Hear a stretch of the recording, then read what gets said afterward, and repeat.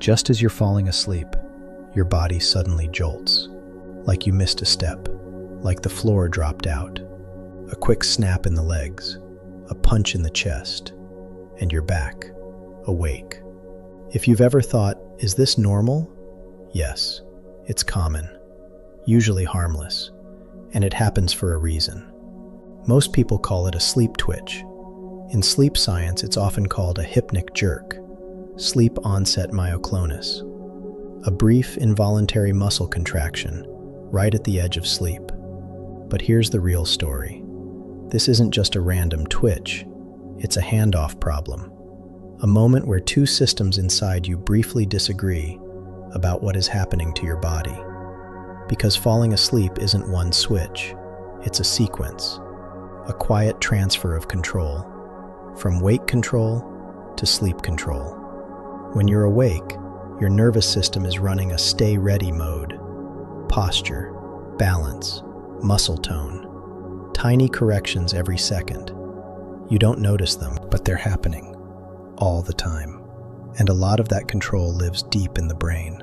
Older circuitry, fast circuitry, brainstem circuitry, the part of you that keeps you stable without asking for permission. Now, as sleep begins, your brain starts lowering muscle tone. It's like the body's volume knob turns down.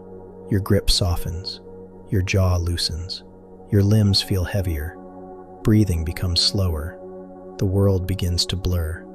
And this is where the mismatch can happen, because the power down signal and the stay upright signal overlap for a moment. Sleep is saying, let go. The brainstem balance and startle circuits are saying, wait, what is that drop? Are we falling? And when the brainstem gets a hint of falling, it doesn't debate. It reacts. Fast, with a jolt, a reset, a protective kick. Mini scene. You're lying in bed. Your eyes are closed. Your thoughts start drifting into strange, soft images. And in your mind, you're walking downstairs. One step. Two. Then you miss one, and your body snaps you back. A jerk, a breath, a sudden pulse, awake. That falling feeling isn't just imagination. It's your brain trying to interpret a sudden change in feedback from the body. A sudden release, a tiny loss of tension, a shift that, for a split second, can be misread as instability.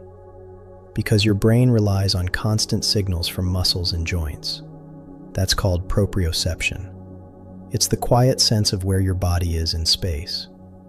When muscle tone drops quickly, those signals change, and the brain has to decide what it means, fast, while you're half awake, half asleep. So here's the first key idea. A hypnic jerk is often a startle-like correction, triggered by a moment of uncertainty. Your nervous system senses something changed, and the safest interpretation is move, reset, check. Now there's a second layer. As you drift into sleep, your brain starts filtering the world. Sounds become less important. Lights fade. Touch becomes softer. The brain begins closing sensory gates. But those gates do not close all at once. So you can be half asleep and still react like you're fully awake. A tiny sound, a creak, a car outside, a change in temperature, even a thought that spikes your emotion. And the brainstem startle circuits can fire. Jolt, reset. This is why hypnic jerks often show up on nights when your system is already on. Stress, overstimulation, anxiety, caffeine, sleep deprivation. All of these keep the nervous system closer to the edge. So the handoff into sleep becomes messy, sensitive, easier to interrupt. Now you might be thinking, so is this just fear? Is it just anxiety? Not exactly. But anxiety can increase the probability because it raises baseline arousal. And hypnic jerks live right at the border between arousal and sleep. Here's a useful way to imagine it. There's a narrow hallway between wake and sleep. Your brain is walking down that hallway. A hypnic jerk is the moment your brain trips the alarm because it thinks something is wrong with your balance, or your safety, or your environment. And the alarm lives deep, in fast circuitry, the kind that doesn't wait for conscious thought. That's why it feels sudden. That's why it feels physical. That's why it can feel like falling. Now, one important scientific detail. Hypnic jerks are not the same thing as REM sleep paralysis. REM paralysis happens later. REM has a strong muscle-off system, largely coordinated through brainstem circuits that inhibit spinal motor neurons. That's a different stage, a different purpose, different timing. Hypnic jerks happen at sleep onset. They're more like a brief burst of motor output during a transition, sometimes paired with a startle response, sometimes paired with a falling sensation, sometimes paired with a vivid hypnagogic image. That brings us to the third layer, the imagery. Because right at sleep onset, your brain can produce quick, dreamlike fragments. Hypnagogic imagery, a flash of a stair, a cliff, a sudden stumble. These images can feel real, and the body can respond as if they're real. So sometimes the sequence looks like this. Your brain starts to dream. A falling image appears. The brainstem sees danger, and the body jerks. Not because you are actually falling, but because the brain briefly ran the fall scenario.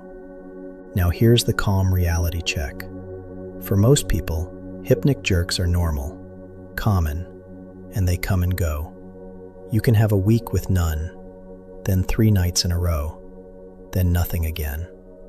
But we can still ask, why are they stronger on certain nights? Here are the biggest amplifiers. Sleep deprivation, because your brain tries to drop into sleep faster, and the transition becomes steep. Caffeine and stimulants, because they keep arousal high while sleep is trying to begin. Stress, because it keeps the threat system active.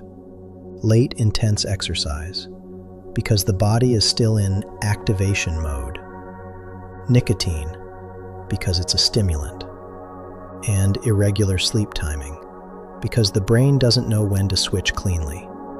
So, what do you do about it? 3 calm interventions. First, slow the handoff. If you go from bright screen, fast thoughts, high stimulation, straight into bed, the border is sharp.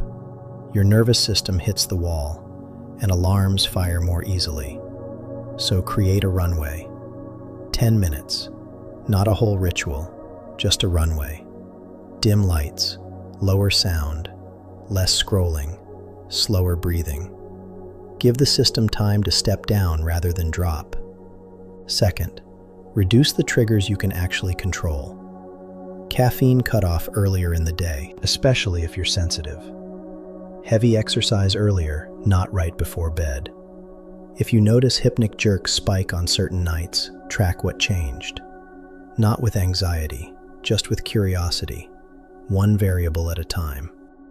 Third, when it happens, don't fight it. Don't interpret it as danger.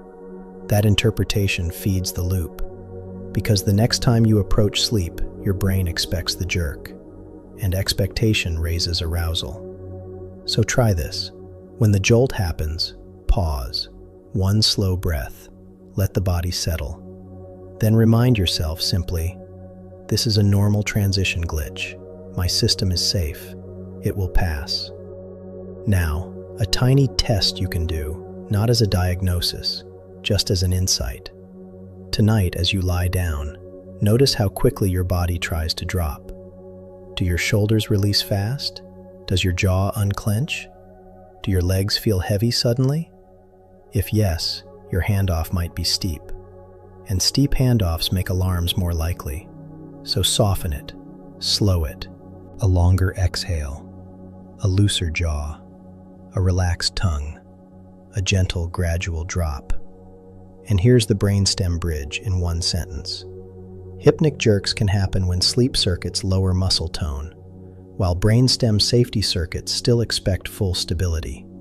And that mismatch triggers a fast, corrective jolt. That's it. Not spooky, not mysterious, not your body failing.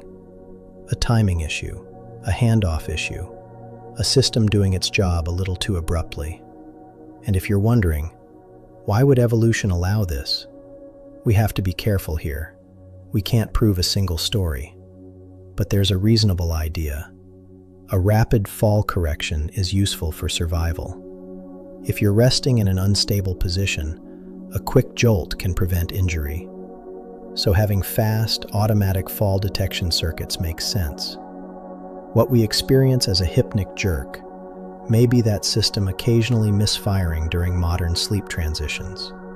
Now, when should you pay closer attention? If the movements are frequent and violent, if they cause injury, if you have other symptoms, like persistent daytime sleepiness, unusual nighttime behaviors, or breathing issues, then it's worth discussing with a clinician or sleep specialist.